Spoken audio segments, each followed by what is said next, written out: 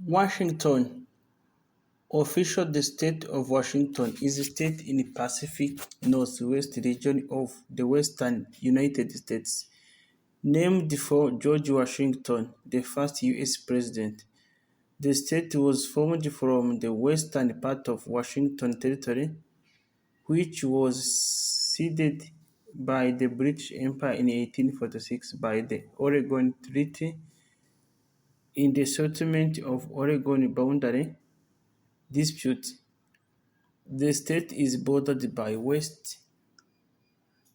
the west by the Pacific Ocean, Oregon to the south, Idaho to the east, and the Canadian province of British Columbia to the north. It was admitted to the Union as the 42nd state in 1889. Olympia is the state's capital. The state's largest city is Seattle. Washington is often referred to as Washington State to distinguish it from the nation's capital, Washington, D.C. Washington is the 18th largest state in the area of 71, with an area of 71,362 square miles, around 184,830 square kilometers, and the 13th most populous state with more than 7.7 million people. The majority of Washington's residents live in the Seattle metropolitan area, the city of transport, business, and industry on Puget Sound, an inlet of Pacific Ocean consists of numerous islands, deep fjords, and bays carved out of glaciers. The remainder of the state consists of deep temperate rainforests in the west, mountain ranges in the west, central, northeast, and for southeast, and a semi-arid basin region in the east, central, and south, given over to intensive agriculture. Washington is the second most populous state in the West Coast and in the western United States after California. Mount Rainier, an active stratovolcano, is the state's highest elevation at 14,411 feet, around 4,392 meters, and it is the most topographically prominent mountain in contiguous U.S. Washington is a leading lumber producer. Its rugged surface is rich in stands of Douglas fir, hemlock, ponderosa pine, white pine, spruce, larch, and cedar. The state is the largest producer of apples, hops, pears, blueberries, spearmint oil, and sweet chili in the U.S., and ranks high in production of apricots, asparagus, dry edible peas, grapes, lentils, peppermint oil, and potatoes. Livestock products and commercial fishing, particularly of salmon, halibut, and bottom fish, are also significant contributors to the state's economy. Washington ranks second only to California in wine production. Manufacturing industry in Washington includes aircraft, missiles, shipbuilding, and other transport equipment, food processing, metal and metal products, chemical and machinery. Washington has more than 1,000 dams, including the Grand Coulee Dam, built for a variety of purposes, including irrigation, electricity generation, flood control, and water storage. Washington is one of the wealthiest as well as most socially liberal states in the country. The state consistently ranks among the best for life expectancy and low unemployment. Along with Colorado, Washington was one of the first to legalize medicinal and recreational cannabis, was among the first states to legalize same-gender sex in 2012, and was one of the only four states to have been provided legal abortion on request before the 1973 Supreme Court decision in Roe v. Wade loosened abortion law nationwide.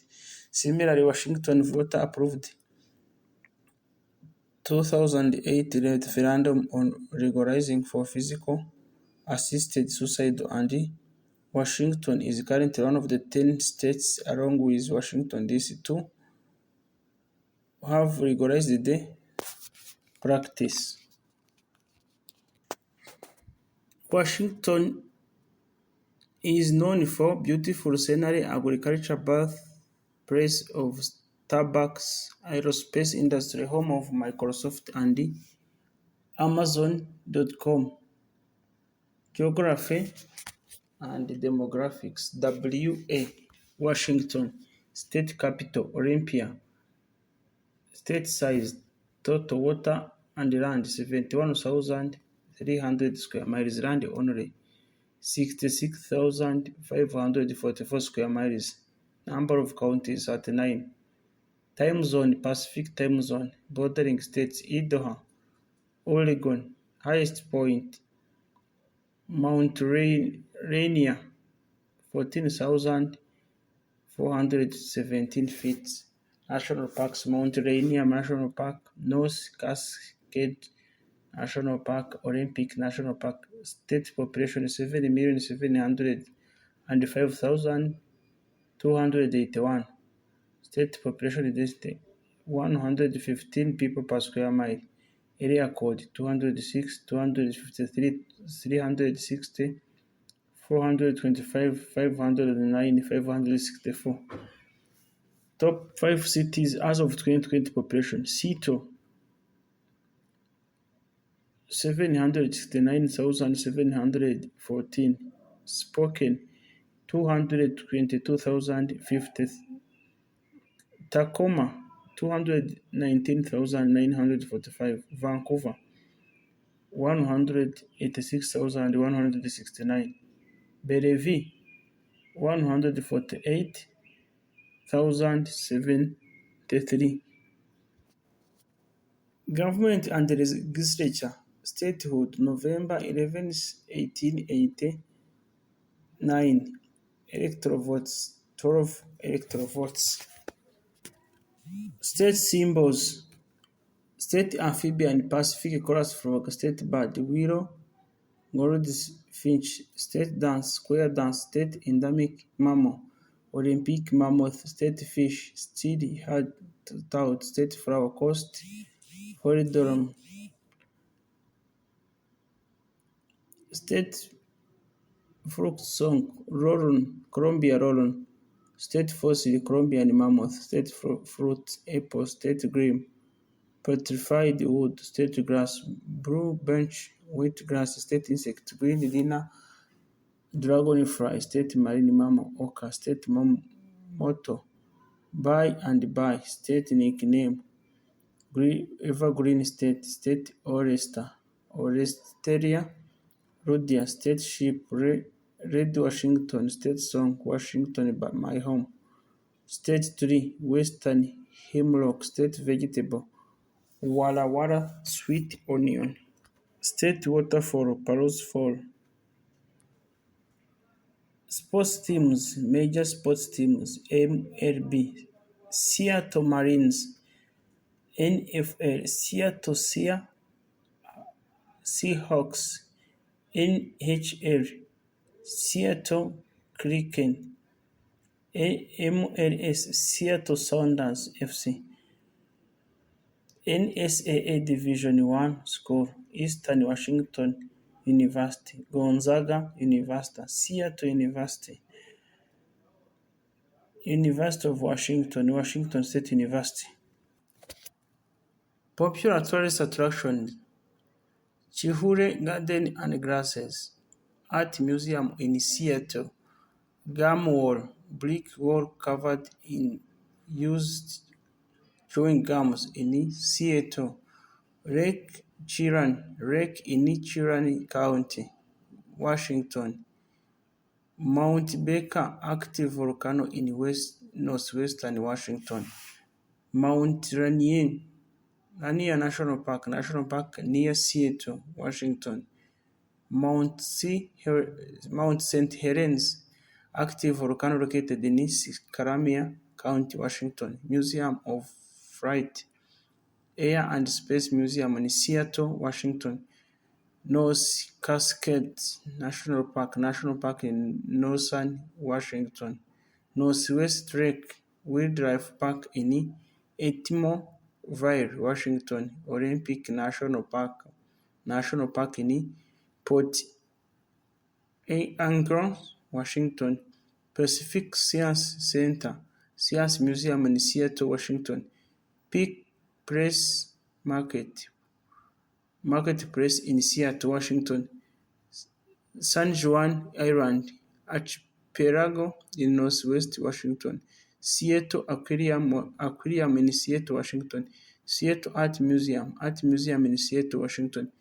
Sinaquarium Falls, waterfall in Sinaquarium, river in Sinaquarium, Washington. Space Needle Tower in Seattle, Washington. Woodland Park Zoo in Seattle, Washington. Washington is famous for the following foods: geoduck, Rainier cherries, Douglas crab, Astenazo chocolate, fish and crepes, apples, Durex burger, fierce cones, oysters, beaches handmade cheese, salmon. Famous people born in Washington: Nobel Prize winner George J. Sitiger, economic science, 1982. George H. Hitching, physiology and medicine, 1988. Robert E. Lucas, Jr., economic science, 1995. Douglas D. Oshirov, physics, 1996. Linda B. Bach, physiology or medicine, 2004. Pro Football Hall of Fame members: Albert Edwards, inducted in 1969. Ray Freighter, inducted in 1975. Red Badrog, inducted in 1981. John Elway, inducted in 2004. Lee Ford, inducted in 1976. Willie Wood, inducted in 1989. Jonathan Ogden, inducted in 2013. Brian Ulricher, inducted in 2019. 2018.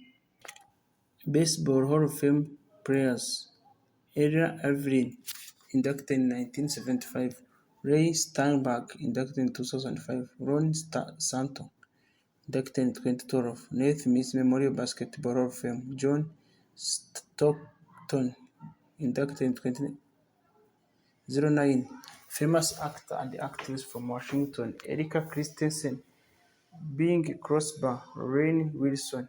Famous singer: Kurt Cobain, Chris Cornell, Kenny G, Jimi Hendrix, Kenny Loggins, Rennie Sterling, Jennifer Warnes.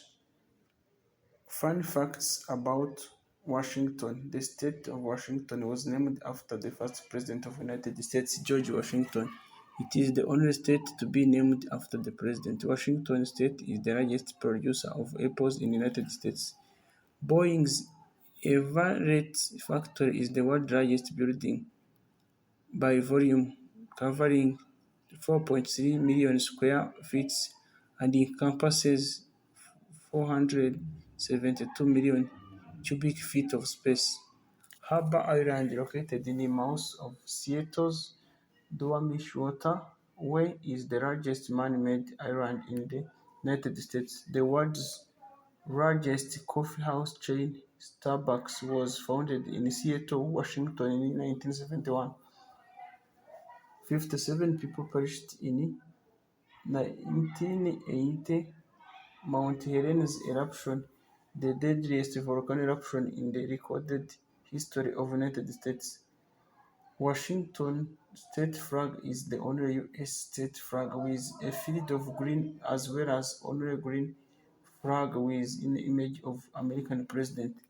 Seattle is home to the first revolving restaurant in 28 contiguous United States, the Sky City restaurant on top of the Space Needle.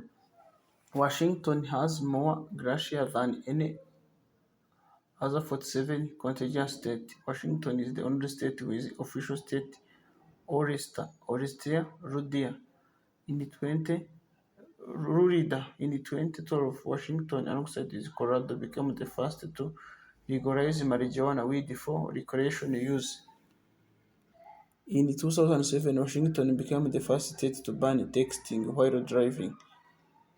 Thank you very much for being with us. This is Asha Store, the home of world history and geography.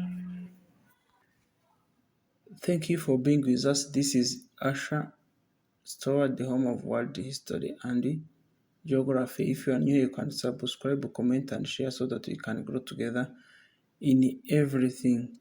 See you in other coming video and don't lose hope. Thank you very much.